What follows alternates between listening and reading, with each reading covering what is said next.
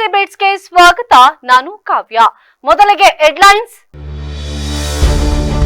ದರ್ಶನ್ ಮಾಜಿ ಮ್ಯಾನೇಜರ್ ದಿಢೀರ್ ಪ್ರತ್ಯಕ್ಷ, ಸಾವು ಬದುಕಿನ ಹೋರಾಟದ ಜೀವನ, ನಾಪತ್ತೆಯಾದ ರಹಸ್ಯ ಬಿಚ್ಚಿಟ್ಟ ಮಲ್ಲಿಕಾರ್ಜುನ.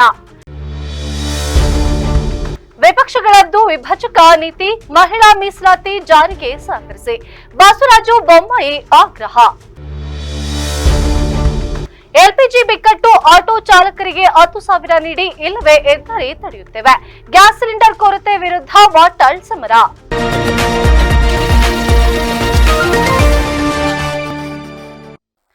ಎಂಟು ವರ್ಷಗಳ ಹಿಂದೆ ದಿಢೀರ್ ನಾಪತ್ತೆಯಾಗಿದ್ದ ನಟ ದರ್ಶನ್ ಮಾಜಿ ಮ್ಯಾನೇಜರ್ ಮಲ್ಲಿಕಾರ್ಜುನ ಸಂಕನಗೌಡ ದಿಢೀರ್ ಪ್ರತ್ಯಕ್ಷವಾಗಿದ್ದಾರೆ. ಜೀವನದಲ್ಲಿ ಏನೇನಾಯಿತು, ನಾಪತ್ತೆಯಾಗಿದ್ದೇಕೆ, ಬಳಿಕ ನಡೆದ ಸಂಗತಿಗಳನ್ನ ಸುದ್ದಿಗೋಷ್ಠಿಯಲ್ಲಿ ಮಾಜಿ ಮ್ಯಾನೇಜರ್ ಮಲ್ಲಿಕಾರ್ಜುನ ಸಂಕನಗೌಡ ಎಳೆಯಾಗಿ ಬಿಚ್ಚಿಟ್ಟಿದ್ದಾರೆ. ಸುದ್ದಿಗೋಷ್ಠಿಯಲ್ಲಿ ಮಾತನಾಡಿದ ಅವರು, ದರ್ಶನ್ ಸರ್ ದಿನಕರ್ ಫ್ಯಾಮಿಲಿ ತರ ನೋಡ್ಕೊಂಡಿದ್ದಾರೆ. ಅವರು ಸ್ವಂತ ಅಣ್ಣನ ತರ. 2018ರಲ್ಲಿ ಸಾಲವನ್ನ ಮಾಡಿಕೊಂಡಿದ್ದೆ. ನನ್ನ ಹೆಂಡತಿಗೆ ವಿಷಯನೇ ಗೊತ್ತಿರಲಿಲ್ಲ. 8 ಕೋಟಿಗೂ ಹೆಚ್ಚು ಸಾಲವನ್ನ ಮಾಡಿದ್ದೆ. ನನ್ನ ಹೆಂಡತಿ ಹೇಳಿದ್ಲು ಸಾಯೋಣ ಅಂತ. 3 ದಿನ ಕೂತ್ಕೊಂಡು ಕಣ್ಣೀರು ಹಾಕಿದ್ವಿ. LKG ಓದೋ ಮಗಳು ಹಾಗೂ ಮಗ ಇದ್ರು. ನಾವು 3 ದಿನಗಳಲ್ಲಿ ಸಾಯೋ ಪ್ಲಾನ್ ಕೂಡ ಮಾಡಿದ್ವಿ. 6 ದಿನದಲ್ಲಿ ಮದುವೆಗೆ ಬನ್ನಿ ಅಂತ ಹೆಂಡತಿ ಮಾವ ಕಾಲ್ ಮಾಡಿದ್ರು. ಮದುವೆಗೆ ಹೋದ್ವಿ. ಬರಿಗೈಯಲ್ಲೇ ಹೋದೆ. ಮದುವೆಯಲ್ಲೂ ಕೂಡ ಉತ್ಸಾಹ ಇರಲಿಲ್ಲ. 6 ದಿನ ಮ್ಯಾನೇಜ್ ಮಾಡಿದೆ. ಈ ಗ್ಯಾಪ್ ನಲ್ಲಿ ಯಾರಿಗೂ ಗೊತ್ತಾಗುತ್ತೆ. ನಂಗೂ ಸಾಯೋಕೆ ಇಷ್ಟ ಇರಲಿಲ್ಲ. ನನ್ನ ಹೆಂಡತಿ ಸಾಯೋಣ ಅಂತಿದ್ಲು. ನನ್ನ ಸಂಬಂಧಿಕರು ಒಬ್ರು ಪ್ರಮಾಣವನ್ನ ಮಾಡಿಸಿಕೊಂಡ್ರು. 2018 ಜುಲೈ 7ರಂದು ಊರು ಬಿಟ್ಟೆ. ಹೆಂಡತಿಗೆ ಹೇಳಿ ಹೊರಟೆ. ಹೋಗೋಕ್ಕೂ ಮುನ್ನ ನಾನು ಎಲ್ಲರಿಗೂ ಕೂಡ ಮೆಸೇಜ್ ಹಾಕಿದೆ. ಮೊಬೈಲ್ ಕೂಡ ಆಫ್ ಮಾಡಿಬಿಟ್ಟೆ. ಮತ್ತೆ ಬರಬೇಕು ಅನಿಸಿತ್ತು. 1.5 ವರ್ಷದ ಹಿಂದೆ ಬಂದೆ. ಅದೇ ಟೈಮ್ ನಲ್ಲಿ ದರ್ಶನ್ ಸರ್ದು ಇಶ್ಯೂ ನಡೀತಿತ್ತು. ನನಗೆ ಅವಕಾಶವನ್ನ ಕೊಡಿ, ಸೋತಿದ್ದೀನಿ, ಸತ್ತಿಲ್ಲ ಅಂದೆ. ಎಲ್ಲರೂ ಕೂಡ ಒಳ್ಳೆಯದಾಗುತ್ತೆ ಅಂತ ಕಳಿಸಿಕೊಟ್ರು. ಪ್ರೆಸ್ ಮೀಟ್ ಮಾಡ್ಬೇಕು ಅನ್ಕೊಂಡೆ, ಬಂದೆ ಎಂದು ನಡೆದ ಸಂಗತಿಯನ್ನ ಮಲ್ಲಿಕಾರ್ಜುನ್ ಎಳೆಯಾಗಿ ಬಿಚ್ಚಿಟ್ಟಿದ್ದಾರೆ.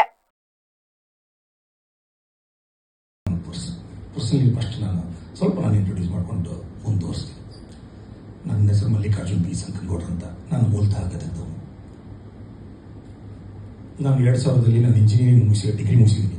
PE ನಂದು ಬಾಗಲಕೋಟೆಯಲ್ಲಿ ಮುಗಿಸಿ ಬೆಂಗಳೂರಿಗೆ ಬಂದು 2-3 ವರ್ಷ ಜಾಬ್ ಮಾಡಿದೆ. ಅದಾದಮೇಲೆ ನಾನು ಫಿಲ್ಮ್ ಡೈರೆಕ್ಷನ್ ಕೋರ್ಸ್ ಮಾಡಿ, ನನಗೆ ಫಿಲ್ಮ್ ಕಡೆ ಆಸಕ್ತಿ ಭಾಳ ಇತ್ತು. ಫಿಲ್ಮ್ ಡೈರೆಕ್ಷನ್ ಕೋರ್ಸ್ ಮಾಡಿ ಆನಂತರ ನಾನು MS ರಮೇಶ್ ಅವ್ರ ಹತ್ರ ಅಸಿಸ್ಟೆಂಟ್ ಡೈರೆಕ್ಟರ್ ಕೆಲಸ ಮಾಡಿದೆ. 15-20 ಪಿಕ್ಚರ್ಗೆ ಅಸೋಸಿಯೇಟ್ ಡೈರೆಕ್ಟರ್ ಕೆಲಸ ಮಾಡಿದ್ದೀನಿ. ಕೋ ಡೈರೆಕ್ಟರ್ ಕೆಲಸ ಮಾಡಿದ್ದೀನಿ. ಪ್ರೊಡ್ಯೂಸರ್ ಕೆಲಸ ಮಾಡಿದ್ದೀನಿ. ಡಿಸ್ಟ್ರಿಬ್ಯೂಟರ್ ಕೆಲಸ ಮಾಡಿದ್ದೀನಿ. ಸ್ಟಾರ್ ಮ್ಯಾನೇಜರ್, ದರ್ಶನ್ ಅವ್ರ ಮ್ಯಾನೇಜರ್ ಆಗಿ ಕೆಲಸ ಮಾಡಿದ್ದೀನಿ. ಮಹಿಳಾ ಮೀಸಲಾತಿ ಹಾಗೂ ಕ್ಷೇತ್ರ ಮರು ವಿಂಗಡಣೆ ವಿಚಾರದಲ್ಲಿ ಪ್ರತಿಪಕ್ಷಗಳು ಅನಗತ್ಯವಾಗಿ ಉತ್ತರ ದಕ್ಷಿಣವನ್ನ ವಿಭಜಿಸುವ ಮೂಲಕ ರಾಜಕೀಯ ಮಾಡುತ್ತಿವೆ ಎಂದು ಮಾಜಿ ಮುಖ್ಯಮಂತ್ರಿ ಹಾಗೂ ಸಂಸದ ಬಸವರಾಜು ಬೊಮ್ಮಾಯಿ ಆರೋಪಿಸಿದ್ದಾರೆ. ನವದೆಹಲಿಯಲ್ಲಿ ಸುದ್ದಿ ಸಂಸ್ಥೆಯೊಂದಿಗೆ ಮಾತನಾಡಿದ ಅವರು, ಪ್ರಧಾನಮಂತ್ರಿ ನರೇಂದ್ರ ಮೋದಿಯವರು ಮಹಿಳಾ ಮೀಸಲಾತಿ ಹಾಗೂ ಡೆಲಿಮಿಟೇಷನ್ ಬಿಲ್ ಅನ್ನ ಸರ್ವಾನುಮತದಿಂದ ಪಾಸ್ ಆಗಬೇಕು ಎನ್ನುವ ಬಯಕೆಯನ್ನ ಹೊಂದಿದ್ದಾರೆ. ಸಂಸದೀಯ ಪ್ರಜಾಪ್ರಭುತ್ವ ವ್ಯವಸ್ಥೆಯಲ್ಲಿ ಇದು ಅವಿಸ್ಮರಣೀಯ ಗಳಿಗೆ. ಸಂವಿಧಾನದಲ್ಲಿ ಮಹಿಳೆಯರಿಗೆ ಮತದಾನದ ಹಕ್ಕು ಕೊಟ್ಟಿದ್ದರೂ ಕೂಡ ಅವರ ಸಂಖ್ಯೆಗೆ ಅನುಗುಣವಾಗಿ ಪ್ರಾತಿನಿಧ್ಯವನ್ನ ನೀಡಿಲ್ಲ. ಹೀಗಾಗಿ ಮಹಿಳಾ ಮೀಸಲಾತಿ ಬಿಲ್ ಮಂಡನೆಯಾಗಿದೆ. ಈ ಬಿಲ್ ಜಾರಿಗೆ ಕಳೆದ 30 ವರ್ಷಗಳಿಂದ ಪ್ರಯತ್ನ ನಡೆಯುತ್ತಲೇ ಇದೆ. ಈಗ ಅಂತಿಮ ಸ್ವರೂಪವನ್ನ ಪಡೆದುಕೊಂಡಿದೆ. ಹೀಗಾಗಿ ಇದು ಸ್ಮರಣೀಯ ಸಮಯ. ಇದು ಸರ್ವಾನುಮತದಿಂದ ಜಾರಿಗೆ ಬರಬೇಕೆನ್ನುವುದು ನಮ್ಮ ಬಯಕೆ. ಆದರೆ ಪ್ರತಿಪಕ್ಷಗಳು ಇದರಲ್ಲಿ ರಾಜಕೀಯ ಮಾಡುತ್ತಿವೆ, ಅನಗತ್ಯವಾಗಿ ಉತ್ತರ ದಕ್ಷಿಣವನ್ನ ವಿಭಜಿಸುವ ಕೆಲಸವನ್ನ ಮಾಡುತ್ತಿವೆ ಎಂದು ಆರೋಪಿಸಿದರು. ಎಷ್ಟು ಮತದಾರರನ್ನ ನಾವು ಫಿಕ್ಸ್ ಮಾಡಬೇಕನ್ನೋ ಸಲುವಾಗಿ ಮಾತ್ರ 2011 ಇದೆ ಹೊರತಾಗಿ number of seats is already decided. Proportionately 50% ಹೆಚ್ಚು ಮಾಡಬೇಕು. ಹೀಗಾಗಿ ಯಾವುದೇ ರೀತಿ ಗೊಂದಲ ಇಲ್ಲ. ಗೊಂದಲವನ್ನು ವಿಪಕ್ಷ ಕಾಂಗ್ರೆಸ್ನವರು ಮಾಡೋ ಪ್ರಯತ್ನ ಮಾಡ್ತಾ ಇದ್ದಾರೆ. ಯಾವುದೇ ರೀತಿ ಗೊಂದಲ ಇಲ್ಲ. ಅವರು ಒಂದೇ ಒಂದು ಉದ್ದೇಶ, ಮಹಿಳಾ ಮೀಸಲಾತಿಯ ಕ್ರೆಡಿಟು BJPಗೆ ಬರಬಾರ್ದು ಅನ್ನುವಂಥದ್ದು, NDAಗೆ ಬರಬಾರ್ದು. ಅದಕ್ಕೆ ಪ್ರಧಾನಮಂತ್ರಿ ಹೇಳಿದರು, ಇದರ ಕ್ರೆಡಿಟ್ ಪ್ರಶ್ನೆ ಇಲ್ಲ, ನಮ್ಮದು ನಿಯತ್ತು ನಮ್ಮದು ಚೆನ್ನಾಗಿರೋದ್ರಿಂದ ಕ್ರೆಡಿಟ್ ಬೇಕಾದ್ರೆ ನೀವೇ ತಗೊಳ್ಳಿ, ಪಾಸ್ ಮಾಡಿ ಅಂತ ಒಂದು ಮನವಿಯನ್ನು ಕೂಡ ಇವತ್ತು ಪಾರ್ಲಿಮೆಂಟಲ್ಲಿ ಮಾಡಿದ್ದಾರೆ. ರಾಜ್ಯದಲ್ಲಿ ಉಲ್ಬಣಿಸಿರುವ LPG ಸಿಲಿಂಡರ್ ಕೊರತೆ ಮತ್ತು ಬೆಲೆ ಏರಿಕೆಯ ವಿರುದ್ಧ ವಾಟಾಳ್ ನಾಗರಾಜ್ ಸಮರವನ್ನ ಸಾರಿದ್ದಾರೆ. ಗ್ಯಾಸ್ ಸಿಲಿಂಡರ್ ಲಭ್ಯವಿಲ್ಲದೆ ಕರ್ನಾಟಕದ ಸಾಮಾನ್ಯ ಜನರ ಬದುಕು ಕಣ್ಣೀರಿನ ಕಥೆಯಾಗಿದೆ ಎಂದು ಅವರು ಆತಂಕವನ್ನ ವ್ಯಕ್ತಪಡಿಸಿದ್ದಾರೆ. ನಂತರ ಸುದ್ದಿಗಾರರೊಂದಿಗೆ ಮಾತನಾಡಿದ ಅವರು, ಲಕ್ಷಾಂತರ ಆಟೋ ರಿಕ್ಷಾ ಚಾಲಕರು ಇಂದು ಉಪವಾಸ ಮತ್ತು ನೋವಿನಲ್ಲಿದ್ದಾರೆ. ಇಡೀ ದಿನ ದುಡಿದರೂ ಕೂಡ ಅವರಿಗೆ ಜೀವನ ನಡೆಸಲು ಸಾಧ್ಯವಾಗುತ್ತಿಲ್ಲ. ಆಟೋ ಚಾಲಕರಿಗೆ ತಕ್ಷಣವೇ LPG ಪೂರೈಕೆಯನ್ನ ಮಾಡಬೇಕು ಅಥವಾ ಅವರ ಜೀವನ ನಿರ್ವಹಣೆಗೆ 10,000 ರೂಪಾಯಿ ಆರ್ಥಿಕ ಸಹಾಯವನ್ನ ನೀಡಬೇಕು. ಈ ಬೇಡಿಕೆಗಳನ್ನ ಈಡೇರಿಸದೇ ಇದ್ದರೆ ಏಪ್ರಿಲ್ 22ರ ಬುಧವಾರ ಹೊಸಕೋಟೆ ರಾಷ್ಟ್ರೀಯ ಹೆದ್ದಾರಿಯನ್ನ ಬಂದ್ ಮಾಡುವುದಾಗಿ ಅವರು ಎಚ್ಚರಿಕೆಯನ್ನ ನೀಡಿದ್ದಾರೆ. ಇರಾನ್, ಅಮೆರಿಕ ಮತ್ತು ಇಸ್ರೇಲ್ ನಡುವಿನ ಯುದ್ಧದಿಂದ ಇಂಧನ ಬೆಲೆ ಏರಿಕೆ ಉಂಟಾಗುತ್ತಿದ್ದು, ಇದು ನೇರವಾಗಿ ಭಾರತದ ಸಾಮಾನ್ಯ ಜನರ ಮೇಲೆ ಪ್ರಭಾವ ಬೀರುತ್ತಿದೆ. ಪ್ರಧಾನಿ ಮೋದಿ ಅವರು ಮಧ್ಯಪ್ರವೇಶಿಸಿ ಜಾಗತಿಕ ಯುದ್ಧವನ್ನ ನಿಲ್ಲಿಸುವಂತೆ ಒತ್ತಾಯಿಸಬೇಕಾದ ಸಮಯ ಬಂದಿದೆ. ಯುದ್ಧ ಹೀಗೆ ಮುಂದುವರಿದರೆ ಸಾಮಾನ್ಯ ಜನ ರಸ್ತೆಯಲ್ಲಿಯೇ ಪ್ರಾಣ ಬಿಡುವ ಪರಿಸ್ಥಿತಿ ಬರಲಿದೆ. ಕ್ಷೇತ್ರ ಮರುವಿಂಗಡಣೆ ಪ್ರಕ್ರಿಯೆಯು ಪ್ರಜಾಪ್ರಭುತ್ವಕ್ಕೆ ಅಪಾಯಕಾರಿ ಎಂದು ವಾಟಾಳ್ ನಾಗರಾಜ್ ಬಣ್ಣಿಸಿದ್ದಾರೆ. ನೇರವಾಗಿ ಉಪವಾಸದಲ್ಲಿ ಇರಬೇಕು ಅನ್ನೋ ರೀತಿ ಮಾಡ್ತಾ ಇದ್ದೀವಿ. ಉಪವಾಸದಲ್ಲೇ ಇದ್ದಾರೆ ರಿಕ್ಷಾ ಚಾಲಕರುಗಳು, ಉಪವಾಸದಲ್ಲಿ ಇದ್ದಾರೆ, ನೋವಿನಲ್ಲಿದ್ದಾರೆ. LPG ಗ್ಯಾಸ್ ಸಿಲಿಂಡರ್ ಇದರ ಬಗ್ಗೆ ತೀವ್ರವಾಗಿ ಹೋರಾಟವನ್ನು ಮಾಡಬೇಕು ಅಂತ ಮಾಡಿದ್ದೀವಿ. ಈಗಾಗಲೇ ಮಾಡಿದ್ದೇವೆ. ಡೇಟ್ ಯಾವತ್ತು? ಬೇಲೂರು ಪಟ್ಟಣದ ಜೆಪಿ ನಗರದಲ್ಲಿರುವ ಪ್ರಜ್ವಲ್ ಪೆಟ್ರೋಲ್ ಬಂಕ್ ಸಂಬಂಧಿತ ಜಮೀನು ವಿವಾದಕ್ಕೆ ಕೊನೆಗೂ ಕೂಡ ಇಲ್ಲಿಯ ಬೇಲೂರು 1ನೇ ಅಧಿಕ ಸಿವಿಲ್ JMF ನ್ಯಾಯಾಲಯದಲ್ಲಿ ನ್ಯಾಯಾಲಯದ ಮೂಲಕ ಅಂತಿಮ ತೆರೆ ಬಿದ್ದಿದೆ. ದೀರ್ಘಕಾಲದ ಕಾನೂನು ಹೋರಾಟದ ಬಳಿಕ ಮೂಲ ಮಾಲೀಕರಿಗೆ ಜಾಗವನ್ನು ಅವರ ಸ್ವಾಧೀನಕ್ಕೆ ಒಪ್ಪಿಸಲಾಗಿದೆ. ಬೇಲೂರಿನ 1ನೇ ಅಧಿಕ ಸಿವಿಲ್ ಜಡ್ಜ್ ಮತ್ತು JMFC ನ್ಯಾಯಾಲಯದ ಆದೇಶದಂತೆ ಮತ್ತು ಡಿಕ್ರಿಯ 2025 ಅಕ್ಟೋಬರ್ 31ರ ದಾಖಲೆಯಂತೆ ಗುರುವಾರ ಮಹತ್ವದ ತೀರ್ಪಿನಂತೆ ನ್ಯಾಯಾಲಯದ ಅಮೀನುದಾರರು ಹಾಗೂ ಪೊಲೀಸರು ಹಾಗೂ ಜಾಗದ ಮಾಲೀಕರ ಪರ ವಕೀಲರ ಮುಖಾಂತರ ತಮ್ಮ ಸುಪರ್ದಿಗೆ ಜಾಗವನ್ನು ಪಡೆದುಕೊಂಡರು. ಈ ವೇಳೆ ಮಾತನಾಡಿದ ವಕೀಲರಾದ MD ಗಿರಿಜಾಂಬ, ನಮ್ಮ ಪರ ಕಕ್ಷಿದಾರರಾದ ಡಾಕ್ಟರ್ ಸುಂದರ್ ಅವರಿಗೆ ಸೇರಿದ ಸುಮಾರು 12,000 ಚದರ ಅಡಿ ವಿಸ್ತೀರ್ಣದ ಜಾಗವನ್ನ 1994-95ರಲ್ಲಿ ಇಂಡಿಯನ್ ಆಯಿಲ್ ಕಂಪನಿಗೆ 25 ವರ್ಷಗಳ ಅವಧಿಗೆ ಲೀಸ್ ಮೂಲಕ ನೀಡಲಾಗಿತ್ತು. 2019ರಲ್ಲಿ ಲೀಸ್ ಅವಧಿ ಮುಗಿದ ಬಳಿಕ ಕಾನೂನುಬದ್ಧವಾಗಿ ಲೀಸ್ ರದ್ದುಪಡಿಸಿ ನೋಟಿಸ್ ನೀಡಿದರೂ ಕೂಡ ಸಂಬಂಧಿತ ಸಂಸ್ಥೆಯಾಗಲಿ ಅದನ್ನ ನಡೆಸುತ್ತಿದ್ದ ಪ್ರಜ್ವಲ್ ಪೆಟ್ರೋಲ್ ಬಂಕ್ ಕೃಷ್ಣ ಅವರು ಜಾಗವನ್ನ ಖಾಲಿ ಮಾಡದೆ ಸಾಕಷ್ಟು ನೋಟಿಸ್ ನೀಡಿದರೂ ಕೂಡ ಅದಕ್ಕೆ ಸಂಬಂಧಿಸಿದವರು ಜಾಗವನ್ನ ಖಾಲಿ ಮಾಡದೆ ಅಕ್ರಮ ಸ್ವಾಧೀನವನ್ನ ಮುಂದುವರಿಸಿದರು ಎಂದು ವಿವರಿಸಿದರು. ಈ ಹಿನ್ನೆಲೆಯಲ್ಲಿ 2019ರಲ್ಲಿ ಮೂಲ ದಾವಾ ನಂಬರ್ ಆದಂತಹ 304/2019 ದಾಖಲಿಸಲಾಗಿತ್ತು. ಸುದೀರ್ಘ 6 ವರ್ಷಗಳ ವಿಚಾರಣೆಯ ಬಳಿಕ ನ್ಯಾಯಾಲಯವು ಕೂಡ ಇದೀಗ ಮಾಲೀಕರ ಪರವಾಗಿ ತೀರ್ಪನ್ನ ನೀಡಿದೆ. ಕೋರ್ಟ್ ಆದೇಶದಂತೆ 2 ತಿಂಗಳ ಒಳಗೆ ಜಾಗವನ್ನ ಖಾಲಿ ಮಾಡಬೇಕೆಂದು ಸೂಚನೆಯನ್ನ ನೀಡಲಾಗಿತ್ತು. ಜೊತೆಗೆ ಬಾಕಿ ಬಾಡಿಗೆ ಹಾಗೂ ಅಕ್ರಮ ಸ್ವಾಧೀನಕ್ಕೆ ಪ್ರತಿ ತಿಂಗಳು 10,000 ರೂಪಾಯಿ ಪರಿಹಾರವನ್ನ ಪಾವತಿಸುವಂತೆ ನಿರ್ದೇಶನವನ್ನ ನೀಡಲಾಗಿತ್ತು. ಆದರೆ ನಿಗದಿತ ಅವಧಿಯಲ್ಲಿ ಜಾಗವನ್ನ ಹಸ್ತಾಂತರಿಸಿದ ಹಿನ್ನೆಲೆ ಮಾಲೀಕರು ಕೇಸ್ ದಾಖಲಿಸಿದ್ದು ಇಂದು ಕೋರ್ಟ್ ಮೂಲಕ ಜಾಗದ ಸಂಪೂರ್ಣ ಸ್ವಾಧೀನವನ್ನ ಪಡೆದುಕೊಂಡಿದ್ದೇವೆ. 6 ವರ್ಷಗಳ ಕಾನೂನು ಹೋರಾಟದ ನಂತರ ನ್ಯಾಯ ದೊರೆತಿದ್ದು ಕೋರ್ಟ್ ಆದೇಶದ ಮೂಲಕ ಡಿಕ್ರಿಯ ಆರ್ಡರ್ಗಳಿಗೆ ಸ್ವಾಧೀನ ಹಸ್ತಾಂತರಿಸಲಾಗಿದೆ ಎಂದರು.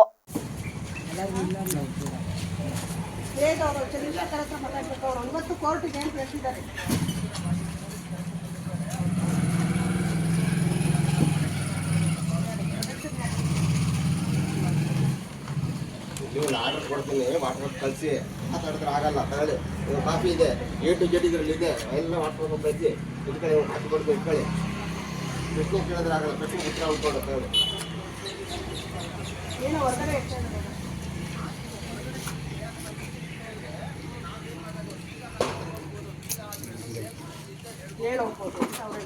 ಹಂಗಾಗಲ್ಲ, ನಮ್ಮ ಪ್ರೊಸೀಜರ್ ಏನಿದೆ ನಾವು ಮಾಡ್ತೀವಿ. ಈ ಸಂದರ್ಭದಲ್ಲಿ ಸುರೇಶ್, ಸುಧನ್ವಾ, ಗೋಕುಲ್, ಮೋನೀಶ್, ಸ್ವಾತಿ, ಶ್ರುತಿ, ಷಡಕ್ಷರಿ ನ್ಯಾಯಾಲಯದ ಅಮೀನುದಾರರು ಹಾಜರಿದ್ದರು. ಪಟ್ಟಣದಲ್ಲಿ ಹೆಚ್ಚುತ್ತಿರುವ ಕಳ್ಳತನದ ಪ್ರಕರಣಗಳು. ಸಿಸಿಟಿವಿಯಲ್ಲಿ ಕಳ್ಳರು ಬೈಕ್ ಕಳ್ಳತನ ಮಾಡಿ ಪರಾರಿಯಾಗಿದ್ದಾರೆ. ಈ ದಿನ ಮುಂಜಾನೆ 3:50ರಲ್ಲಿ ಎಫ್ಎಲ್ ಲಕ್ಷ್ಮೀ ಬಡಾವಣೆ ಜಿಯೋ ಪೆಟ್ರೋಲ್ ಬಂಕ್ ಹಿಂಭಾಗ ಬಿಎಂ ರೋಡ್ಗೆ ಹೊಂದಿಕೊಂಡಂತೆ ಇರುವ ಕಾಂತರಾಜು ಇವರ ಮನೆಯಲ್ಲಿ 2 ಬೈಕ್ಗಳಿದ್ದು ಒಂದು ಬೈಕ್ ಅನ್ನ ಕಳ್ಳತನ ಮಾಡಿ ಪಕ್ಕದ ಮನೆಗೆ ಕಳ್ಳತನ ಮಾಡಲು ಕಳ್ಳರು ಮುಂದಾಗಿದ್ದಾರೆ. ಈ ಸಂದರ್ಭದಲ್ಲಿ ಪಕ್ಕದ ಮನೆಯವರು ಬೈಕ್ ಕಳ್ಳತನದ ಸದ್ದಿಗೆ ಎಚ್ಚೆತ್ತುಕೊಂಡು ಮನೆಯ ಮಾಲೀಕರು ಮನೆಯ ಮುಂಭಾಗದ ಲೈಟ್ ಅನ್ನ ಹಾಕಿದ್ದಾರೆ. ತಕ್ಷಣ ಕಳ್ಳರು ತಮ್ಮ ಮನೆಯ ಮುಂಭಾಗದಲ್ಲಿದ್ದಂತಹ ಪಾದರಕ್ಷೆಗಳನ್ನ ಕದ್ದು ಸ್ಥಳದಿಂದ ಪರಾರಿಯಾಗಿದ್ದಾರೆ. ಈ ಭಾಗದಲ್ಲಿ ಪದೇ ಪದೇ ಕಳ್ಳತನ ನಡೆಯುತ್ತಿರುವ ಹಿನ್ನೆಲೆ ಬಹಳಷ್ಟು ನಿವಾಸಿಗಳು ಭಯಭೀತರಾಗಿದ್ದಾರೆ.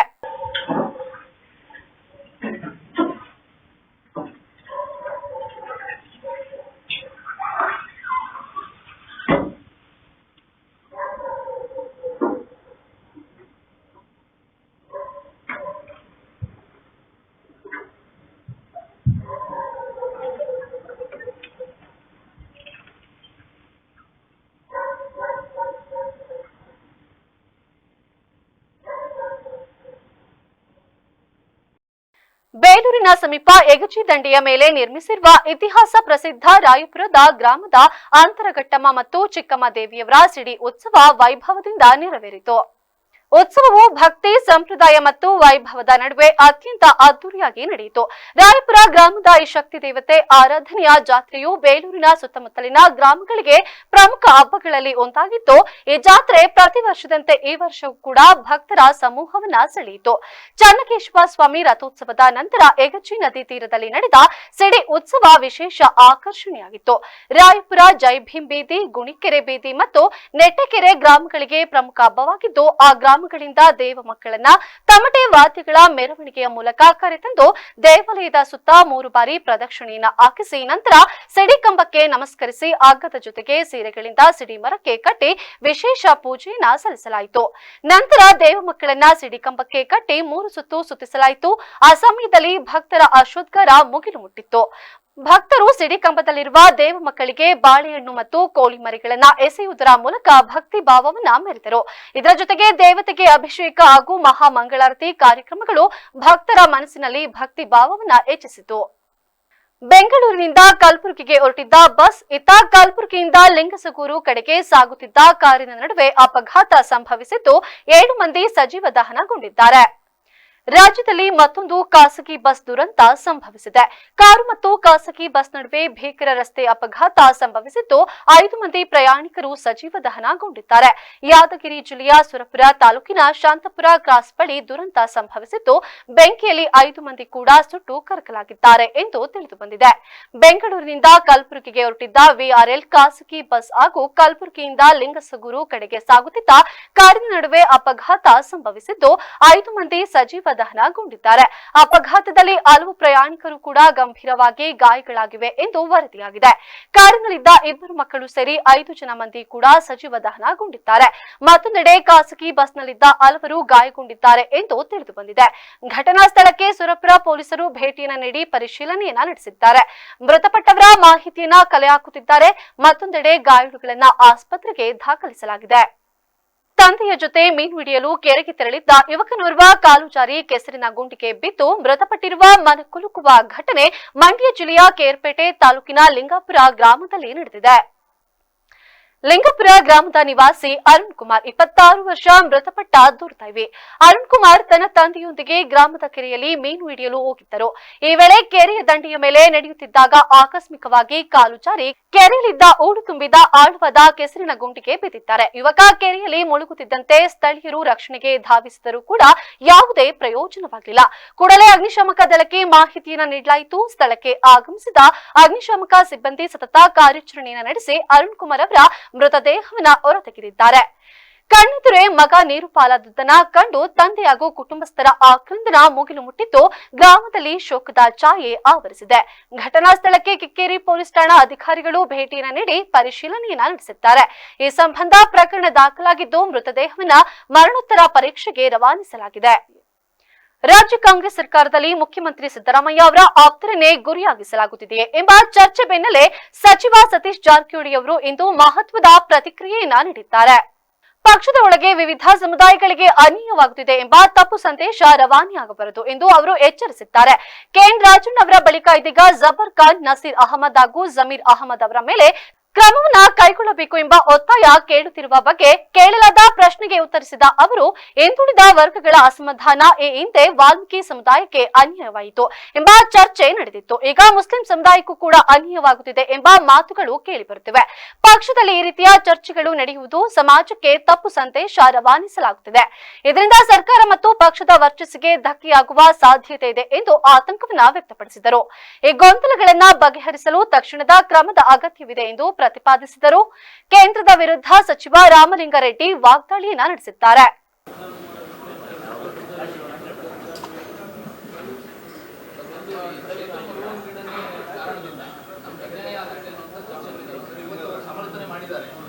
ನೋಡೋಣ, ಅವರು ಅನ್ಯಾಯ ಆಗೋಲ್ಲ ಅಂತ ಹೇಳಿದ್ದಾರೆ. ಅವರು ಕೇಂದ್ರದವರು ಕಮಿಟಿ ಆಗಬೇಕು, ಅವ್ರು ಕರ್ನಾಟಕಕ್ಕೆ ಬರಬೇಕು, ನಮ್ಮ ಕಡೆ ಬಂದಾಗ ನಮ್ಮ ಸಮಸ್ಯೆಗಳನ್ನು ಹೇಳ್ತೀವಿ. ಜೊತೆಗೆ ಇವತ್ತು ಖರ್ಗೆಜಿ ಅವ್ರ ನೇತೃತ್ವದಲ್ಲಿ ಒಂದು ಸಭೆ ಆಗಿದೆ ಡೆಲ್ಲಿಯಲ್ಲಿ. ಅದರಲ್ಲಿ ಏನು ಅವ್ರು ನಿರ್ಣಯ ಮಾಡ್ತಾರೆ ಆ ನಿರ್ಣಯಕ್ಕೆ ಕಾಂಗ್ರೆಸ್ ಪಾರ್ಟಿ ಅಲೈಟ್ ಪಾರ್ಟಿ ಭದ್ರಾಗಿರ್ತೀವಿ. ಕಾದು ನೋಡೋಣ, ನಾವು ವೇಟ್ ಮಾಡಬೇಕು. ಕಾಂಗ್ರೆಸ್ನಲ್ಲಿ ಸಿದ್ದರಾಮಯ್ಯ ಆಪ್ತರನ್ನೇ ಟಾರ್ಗೆಟ್ ಮಾಡ್ತಾ ಇದ್ದಾರೆ ಅಂತ ಚರ್ಚೆ ಆಗ್ತಾ ಇದೆ. ರಾಜಣ್ಣ ಆಯಿತು, ನಜೀರ್ ಅಹಮದ್ ಆಯಿತು, ಅಬ್ದುಲ್ ಜಬ್ಬಾರ್ ಆಯಿತು. ಕೇಂದ್ರ ಸರ್ಕಾರ ಜಾರಿಗೆ ತರಲು ಉದ್ದೇಶಿಸಿರುವ ಕ್ಷೇತ್ರ ಮರುವಿಂಗಡಣೆ ಪ್ರಕ್ರಿಯೆಯು ಕರ್ನಾಟಕ ಸೇರಿದಂತೆ ದಕ್ಷಿಣ ಭಾರತದ ರಾಜ್ಯಗಳಿಗೆ ದೊಡ್ಡ ಮಟ್ಟದ ಹೊಡೆತ ನೀಡಲಿದೆ ಎಂದು ಸಚಿವ ರಾಮಲಿಂಗಾರೆಡ್ಡಿ ಆತಂಕವನ್ನ ವ್ಯಕ್ತಪಡಿಸಿದ್ದಾರೆ. ಕ್ಷೇತ್ರಗಳ ಮರುವಿಂಗಡಣೆಯ ಬಗ್ಗೆ ಮಾತನಾಡಿದ ಅವರು, ಅನುಪಾತದ ಆಧಾರದ ಮೇಲೆ ಸೀಟು ಹಂಚಿಕೆಯಾದರೆ ಉತ್ತರ ಭಾರತದ ರಾಜ್ಯಗಳಿಗೆ ಹೆಚ್ಚಿನ ಲಾಭವಾಗಲಿದೆ ಎಂದು ವಿವರಿಸಿದರು. ಸಂಖ್ಯೆಯ ಲೆಕ್ಕಾಚಾರ ನಮ್ಮ ರಾಜ್ಯದಲ್ಲಿ ಸದ್ಯ 28 ಲೋಕಸಭಾ ಕ್ಷೇತ್ರಗಳಿವೆ. ಅದು 42ಕ್ಕೆ ಏರಿಕೆಯಾಗಬಹುದು. ಬಿಜೆಪಿಯವರು 14 ಸೀಟು ಹೆಚ್ಚಾಗುತ್ತದೆ ಎಂದು ಸಂಭ್ರಮಿಸುತ್ತಿದ್ದಾರೆ. ಆದರೆ ಉತ್ತರ ಭಾರತದ ರಾಜ್ಯಗಳಲ್ಲಿ ಜನಸಂಖ್ಯೆ ಹೆಚ್ಚುತ್ತಿರುವುದರಿಂದ ಅಲ್ಲಿನ ಕ್ಷೇತ್ರಗಳ ಸಂಖ್ಯೆ ನಮಗಿಂತ ಅತಿ ವೇಗವಾಗಿ ಹೆಚ್ಚಾಗುತ್ತದೆ. ಉತ್ತರ ಭಾರತದ ಪ್ರಾಬಲ್ಯ ಹೆಚ್ಚಾದಂತೆ ದಕ್ಷಿಣ ರಾಜ್ಯಗಳ ಧ್ವನಿ ಕೇಂದ್ರದಲ್ಲಿ ಕ್ಷೀಣಿಸುತ್ತದೆ. ಬಿಜೆಪಿಯವರಿಗೆ ಈ ರೇಷಿಯೋ ಬಗ್ಗೆ ಅರಿವಿಲ್ಲ. ಅವರು ಕೇವಲ ತಮ್ಮ ನಾಯಕರನ್ನ ಮೆಚ್ಚಿಸಲು ಬೆಂಬಲವನ್ನ ನೀಡುತ್ತಿದ್ದಾರೆ ಎಂದು ಟೀಕಿಸಿದರು. ಕಾಂಗ್ರೆಸ್ ನಿಲುವು ಸ್ಪಷ್ಟ. ಮಹಿಳಾ ಮೀಸಲಾತಿ ಬಿಲ್ ವಿಚಾರದಲ್ಲಿ ಬಿಜೆಪಿಯದ್ದು ಚುನಾವಣಾ ಗಿಮಿಕ್ ಎಂದು ರೆಡ್ಡಿ ಕಿಡಿಕಾರಿದ್ದಾರೆ. ಈ ಹಿಂದೆ ಯುಪಿಎ ಸರ್ಕಾರವಿದ್ದಾಗಲೂ ಕೂಡ ಮಹಿಳಾ ಮೀಸಲಾತಿ ತರಲು ಪ್ರಯತ್ನಿಸುತ್ತಿತ್ತು. ಸೋನಿಯಾ ಗಾಂಧಿ ಅವರು ಇದಕ್ಕೆ ಸಂಪೂರ್ಣ ಬೆಂಬಲವನ್ನ ನೀಡಿದ್ದರು. ಆದರೆ ಅಂದು ವಿರೋಧ ಪಕ್ಷಗಳ ಅಸಹಕಾರದಿಂದ ಅದು ಸಾಧ್ಯವಾಗಿರಲಿಲ್ಲ. ಶಾಸಕರ ದೆಹಲಿ ಪ್ರವಾಸಕ್ಕೆ ಸಮರ್ಥನೆ. ದಾವಣಗೆರೆಯಲ್ಲಿ ಅಲ್ಪಸಂಖ್ಯಾತರ ಅಸಮಾಧಾನ ಹಾಗೂ ಶಾಸಕರು ಹೈಕಮಾಂಡ್ ಭೇಟಿ ಮಾಡಲು ದೆಹಲಿಗೆ ತೆರಳುತ್ತಿರುವ ಬಗ್ಗೆಯೂ ಕೂಡ ಸಚಿವರು ಪ್ರತಿಕ್ರಿಯೆಯನ್ನ ನೀಡಿದ್ದಾರೆ. ಮಹಿಳಾ ಬಿಲ್ ಬಗ್ಗೆ ಮತ್ತು ಡಿಲಿಮಿಟೇಷನ್ಸ್ ಬಗ್ಗೆ ಪಾರ್ಲಿಮೆಂಟ್ ವಿಶೇಷ ಒಂದು ಸಭೆಯನ್ನು ಕರೆದಿದ್ದಾರೆ. ಮಹಿಳಾ ಮೀಸಲಾತಿ ಬಗ್ಗೆ ನಮ್ಮ ಪಕ್ಷ ಯಾವತ್ತೂ ಕೂಡ ಅದರ ಪರನೇ. ಮುಂದೆ ನಮ್ಮ UPA ಸರ್ಕಾರ ಇದ್ದಾಗಲೇ ಮಹಿಳಾ ಬಿಲ್ಲು ಆಗ ಪಾರ್ಲಿಮೆಂಟಿಗೆ ತಂದಿದ್ದರು. ಆಗಿದ್ದಂಥ ವಿಪಕ್ಷಗಳು ಅದರಲ್ಲೂ ಕೂಡ ಮೀಸಲಾತಿ ಬೇಕು ಅಂತ ಅವರಿಗೆ ಸ್ವಲ್ಪ ಸಮಸ್ಯೆ ಉದ್ಭವ ಆಗಿ ಆಗ ಬಿಲ್ಲು ಪಾಸ್ ಆಗಿರಲಿಲ್ಲ. ಇವತ್ತು ಕೂಡ ಸೋನಿಯಾ ಗಾಂಧಿ ಲೋಕಸಭೆ ಕ್ಷೇತ್ರಗಳಲ್ಲಿ ಮರುವಿಂಗಡಣೆ ಮತ್ತು ಮಹಿಳಾ ಮೀಸಲಾತಿ ಕುರಿತು ವಿಧಾನಸೌಧದಲ್ಲಿ ಮಾತನಾಡಿದ ಸಚಿವ ದಿನೇಶ್ ಗುಂಡೂರಾವ್, ಕೇಂದ್ರ ಸರ್ಕಾರದ ಪ್ರಸ್ತಾಪಗಳ ಕುರಿತು ಮಿಶ್ರ ಪ್ರತಿಕ್ರಿಯೆಯನ್ನ ನೀಡಿದ್ದಾರೆ. ಮಹಿಳಾ ಮೀಸಲಾತಿ ಬಿಲ್ ತಂದ ದಿನವೇ ಜಾರಿಗೆ ಬರಬೇಕಿತ್ತು. ಮರುವಿಂಗಡಣೆ ಪ್ರಕ್ರಿಯೆಗಾಗಿ ಕಾಯ್ದೆ ಆದಷ್ಟು ಬೇಗ ಮಹಿಳೆಯರಿಗೆ ಮೀಸಲಾತಿಯನ್ನ ನೀಡಬೇಕು ಎನ್ನುವುದು ನಮ್ಮ ಸ್ಪಷ್ಟ ನಿಲುವು ಎಂದು ಅವರು ಹೇಳಿದರು. ಕ್ಷೇತ್ರಗಳ ಸಂಖ್ಯೆಯನ್ನ ಶೇಕಡಾ 50ರಷ್ಟು ಹೆಚ್ಚಳ ಮಾಡುವುದಾಗಿ ಹೇಳಲಾಗುತ್ತಿದೆ. ಜನಸಂಖ್ಯೆಯನ್ನೇ ಮಾನದಂಡವಾಗಿ ತೆಗೆದುಕೊಳ್ಳದೇ ಇದ್ದರೆ ಯಾವುದೇ ರಾಜ್ಯಕ್ಕೆ ಅನ್ಯಾಯವಾಗುವುದಿಲ್ಲ. ಎಲ್ಲಾ ರಾಜ್ಯಗಳಲ್ಲಿಯೂ ಕೂಡ ಸಮಾನವಾಗಿ ಸೀಟು ಹೆಚ್ಚಳ ಮಾಡಿದರೆ ತಾರತಮ್ಯ ಉಂಟಾಗದು ಎಂಬುದನ್ನ ಮೇಲ್ನೋಟಕ್ಕೆ ಕಂಡುಬರುತ್ತಿದೆ ಎಂದು ಅವರು ವಿಶ್ಲೇಷಿಸಿದರು. ಪಕ್ಷದ ಒಳಗೆ ಅಲ್ಪಸಂಖ್ಯಾತರ ನಾಯಕರ ಮೇಲೆ ಕ್ರಮವನ್ನ ಜರುಗಿಸಲಾಗುತ್ತಿದೆ ಎಂಬ ಚರ್ಚೆಗೆ ಸಚಿವರು ತೆರೆಯನ್ನ ಎಳೆದಿದ್ದಾರೆ. ನೋಡಿ, ಮಹಿಳಾ ಮೀಸಲಾತಿಯನ್ನು ಕೊಡಬೇಕಾದ್ರೆ ಕ್ಷೇತ್ರಗಳು ಹೆಚ್ಚಾಗಬೇಕು ಅಂತ ವಾದ ಏನು ಅದರ ಅವಶ್ಯಕತೆ ಏನಿಲ್ಲ. ಯಾಕೆಂತ ಹೇಳಿದ್ರೆ ಮಹಿಳಾ ಮೀಸಲಾತಿ ಇರುವಂಥದ್ದು ಅದು ಎಷ್ಟೇ ಸೀಟ್ಸ್ಗಳಿರಲಿ ಅದರಲ್ಲಿ 3ರಲ್ಲಿ 1 ಭಾಗ ಮಹಿಳೆಯರಿಗೆ ಮೀಸಲಿಡಬೇಕು ಅಂತ. ಅದು ಎಷ್ಟೇ ಇರಲಿ 33% ಮೀಸಲಿಡಬೇಕು ಅಂತ ಇರುವಂಥದ್ದು. ಅದಕ್ಕೆ ಸೀಟ್ ಸಂಖ್ಯೆಗೂ ಅದಕ್ಕೂ ಏನು ಸಂಬಂಧ ಇಲ್ಲ. ರಾಜ್ಯ ರಾಜಕಾರಣದಲ್ಲಿ ಸಂಪುಟ ಪುನರಚನೆಯ ಚರ್ಚೆಗಳು ತೀವ್ರಗೊಳ್ಳುತ್ತಿರುವ ಬೆನ್ನಲ್ಲೇ ಮಾಗಡಿ ಶಾಸಕ HC ಬಾಲಕೃಷ್ಣ ಅವರು ಸಚಿವ ಸ್ಥಾನದ ಆಕಾಂಕ್ಷೆಯನ್ನ ಬಹಿರಂಗವಾಗಿ ಹೊರಹಾಕಿದ್ದಾರೆ. ಶಾಸಕರ ದೆಹಲಿ ಭೇಟಿಯನ್ನ ಸಮರ್ಥಿಸಿಕೊಂಡ ಅವರು ಪಕ್ಷದಲ್ಲಿ ಬದಲಾವಣೆಯ ಗಾಳಿ ಬೀಸುವ ವಿಶ್ವಾಸವನ್ನ ವ್ಯಕ್ತಪಡಿಸಿದರು. ಶಾಸಕರು ದೆಹಲಿಗೆ ಹೋಗುತ್ತಿರುವುದರಲ್ಲಿ ಯಾವುದೇ ತಪ್ಪಿಲ್ಲ ಎಂದು ಪ್ರತಿಪಾದಿಸಿದ ಬಾಲಕೃಷ್ಣ, ಪ್ರಜಾಪ್ರಭುತ್ವ ವ್ಯವಸ್ಥೆಯಲ್ಲಿ ನಮ್ಮ ಬೇಡಿಕೆಗಳನ್ನ ಹೈಕಮಾಂಡ್ ಮುಂದೆ ಇಡುವ ಹಕ್ಕಿದೆ. ನಾನು 5 ಬಾರಿ ಶಾಸಕನಾಗಿ ಆಯ್ಕೆಯಾಗಿದ್ದೇನೆ. ನಾನೇನು ಸನ್ಯಾಸಿಯಲ್ಲ. ಸಚಿವನಾಗುವ ಆಸೆ ನನಗೂ ಕೂಡ ಸಹಜವಾಗಿಯೇ ಇದೆ. ಸಂಪುಟ ಪುನಾರಚನೆ ಮಾತ್ರವಲ್ಲದೆ ನಾಯಕತ್ವ ಬದಲಾವಣೆಯನ್ನ ಕುರಿತು ಚರ್ಚೆಗಳಾಗಲಿ ಅಂತಿಮವಾಗಿ ಹೈಕಮಾಂಡ್ ತೆಗೆದುಕೊಳ್ಳುವ ನಿರ್ಧಾರಕ್ಕೆ ನಾವೆಲ್ಲರೂ ಕೂಡ ಬದ್ಧರಾಗಿರುತ್ತೇವೆ ಎಂದರು. ನಾಯಕತ್ವ ಬದಲಾವಣೆ ಇಲ್ಲ ಎಂಬ ಯತೀಂದ್ರ ಸಿದ್ದರಾಮಯ್ಯ ಅವರ ಹೇಳಿಕೆ ಹಾಗೂ ಜಮೀರ್ ಅಹಮದ್ ಅವರ ಹೇಳಿಕೆಯ ಮೇಲೆ ಇದನ್ನ ತೆಗೆದುಕೊಳ್ಳಲು ಸಾಧ್ಯವಿಲ್ಲ ಎಂದು ಹೇಳಿದ್ದಾರೆ. ಸಮಸ್ಯೆ ಬಂದಿದೆ, ಅದಕ್ಕೆ ಪರಿಹಾರ ಹುಡುಕ್ಬೇಕಷ್ಟೇ. ಸರ್, ತನ್ವೀರ್ ಸೇಠ್ ಹೇಳಿದರೆ ಅಲ್ಪಸಂಖ್ಯಾತರನ್ನು ಒಡೆಯ ಅಂತ ಸಂಶಯ ಮೂಡ್ತಾ ಇದೆ ಅಂತ. ತನ್ವೀರ್ ಸೇಠ್ ಅವರ ಅಭಿಪ್ರಾಯ ಇರ್ಬೋದು, ಅವ್ರನ್ನ ಕೇಳ್ಬೇಕು ನೀವು. ಅವ್ರು ಹೇಳಿರೋದು ನನ್ನೇ ಕೇಳ್ತಾರೆ. ಪಕ್ಷದಲ್ಲಿ ಜಮೀರ್ ಅಹಮದ್ ಅವರು ನಾಯಕತ್ವ ಹೆಚ್ಚಾಗ್ತಾ ಇದೆ, ಬೇರೆ ನಾಯಕರನ್ನ ಬೆಳೆಯಕ್ಕೆ ಬಿಡ್ತಾ ಇಲ್ಲ, ಬೇರೆ ನಾಯಕರನ್ನ ಬುಲ್ಡೋಸ್ ಮಾಡ್ತಾ ಇದ್ದಾರೆ. ಆ ಒಂದು ಕಾರಣಕ್ಕೋಸ್ಕರನೇ ಈ ಸಮಸ್ಯೆ ಸೃಷ್ಟಿಯಾಗಿದೆ. ಬೇರೆ ನಾಯಕರು ಜಮೀರ್ ಅಹಮದ್ ವಿರುದ್ಧ ಬಂಡಾಯ ಎದ್ದಿದ್ದಾರೆ. ಯಾರು ಹೇಳಿದ್ದು? ಬೇರೆ ನಾಯಕರು ಬಹಿರಂಗವಾಗಿ ಬೇರೆ ನಾಯಕರೆಲ್ಲ ನೀವು ಮಾಧ್ಯಮದವ್ರು ಹೇಳ್ತಾ ಇರೋದು ಅಷ್ಟೇ. ಅದು ಬೇರೆ ನಾಯಕರು ಯಾರು ಹೇಳವ್ರೆ? ಎಲ್ಲರೂ ದೊಡ್ಡ ನಾಯಕರು ಅನ್ಕೊಂಡಿದ್ದಾರೆ. ಅದು ಯಾವ ಹೆಸರು ಹೇಳಿಲ್ಲ ಅವರು. ಅವ್ರು ಕೇಳಿ ಯಾರು ಅಂತ ಕೇಳ್ಬೇಕಾಯ್ತಲ್ಲ ನೀವು. ಅವ್ರು ಜಮೀರ್ ಅವ್ರ ಹೆಸರು ಹೇಳಿದ್ರು. ಅವರು ತನ್ವೀರ್ ಸೇಠ್ ಅವರು ವಿರೋಧ ಮಾಡ್ತಾರೆ. ಆಯ್ತಪ್ಪ, ಅವ್ರು ಯಾರು ಅಂತ ನೀವು ಕೇಳಲಿಲ್ವಲ್ಲ. ಮಿನಿ ಟ್ರಕ್ ಪಲ್ಟಿಯಾದ ಪರಿಣಾಮ ಸಾವಿರಾರು ಮೊಟ್ಟೆಗಳು ಓಲ್ಡ್ ಮದ್ರಾಸ್ ರಸ್ತೆಯಲ್ಲಿ ಚಲಾಪಿಲಿಯಾಗಿ ಬಿದ್ದಿದ್ದು ಸಂಚಾರಕ್ಕೆ ಅಡಚಣೆ ಉಂಟಾಯಿತು. ರಸ್ತೆಯ ಮೇಲೆ ಮೊಟ್ಟೆಗಳು ಹರಡಿದ ಹಿನ್ನೆಲೆಯಲ್ಲಿ ವಾಹನಗಳು ನಿಧಾನವಾಗಿ ಸಂಚರಿಸಬೇಕಾದ ಪರಿಸ್ಥಿತಿ ನಿರ್ಮಾಣವಾಯಿತು. ಘಟನಾ ಸ್ಥಳಕ್ಕೆ ತಕ್ಷಣವೇ ಪೊಲೀಸರು ಹಾಗೂ ಸಂಬಂಧಿತ ಅಧಿಕಾರಿಗಳು ಆಗಮಿಸಿ ಪರಿಸ್ಥಿತಿಯನ್ನ ನಿಯಂತ್ರಣಕ್ಕೆ ತಂದರು. ಪಲ್ಟಿಯಾದ ಮಿನಿ ಟ್ರಕ್ ಅನ್ನ ತೆರವುಗೊಳಿಸಲು ಕ್ರೇನ್ ಅನ್ನ ಕರೆಸಿ ವಾಹನದ ಬದಿಗೆ ಹಸ್ತಾಂತರಿಸಲಾಯಿತು. ನಂತರ ರಸ್ತೆ ಸ್ವಚ್ಛತಾ ಕಾರ್ಯಕ್ರಮಗಳನ್ನ ಕೈಗೊಂಡು ಸಂಚಾರವನ್ನ ಹಂತ ಹಂತವಾಗಿ ಸಾಮಾನ್ಯಗೊಳಿಸಲಾಯಿತು. ಮತ್ತೊಮ್ಮೆ ಹೆಡ್ಲೈನ್ಸ್. ದರ್ಶನ್ ಮಾಜಿ ಮ್ಯಾನೇಜರ್ ದಿಢೀರ್ ಪ್ರತ್ಯಕ್ಷ, ಸಾವು ಬದುಕಿನ ಹೋರಾಟದ ಜೀವನ, ನಾಪತ್ತೆಯಾದ ರಹಸ್ಯ ಬಿಚ್ಚಿಟ್ಟ ಮಲ್ಲಿಕಾರ್ಜುನ. ವಿಪಕ್ಷಗಳದ್ದು ವಿಭಜಕ ನೀತಿ, ಮಹಿಳಾ ಮೀಸಲಾತಿ ಜಾರಿಗೆ ಸಹಕರಿಸಿ ಬಸವರಾಜು ಬೊಮ್ಮಾಯಿ ಆಗ್ರಹ. ಎಲ್ಪಿಜಿ ಬಿಕ್ಕಟ್ಟು, ಆಟೋ ಚಾಲಕರಿಗೆ 10,000 ನೀಡಿ ಇಲ್ಲವೇ ಹೆದ್ದಾರಿ ತಡೆಯುತ್ತೇವೆ. ಗ್ಯಾಸ್ ಸಿಲಿಂಡರ್ ಕೊರತೆ ವಿರುದ್ಧ ವಾಟಾಳ್ ಸಮರ. ನೀವು ನೋಡ್ತಾ ಇದ್ದೀರಾ, ಇದೇ ಇವತ್ತಿನ ವಿಶೇಷ ಸುದ್ದಿ. ಪ್ರತಿಕ್ಷಣ ನಿಮ್ಮೊಂದಿಗೆ ವಿವಿಸಿ ನ್ಯೂಸ್. ಸತ್ಯದ ಕಡೆ ನಮ್ಮ ನಡೆ.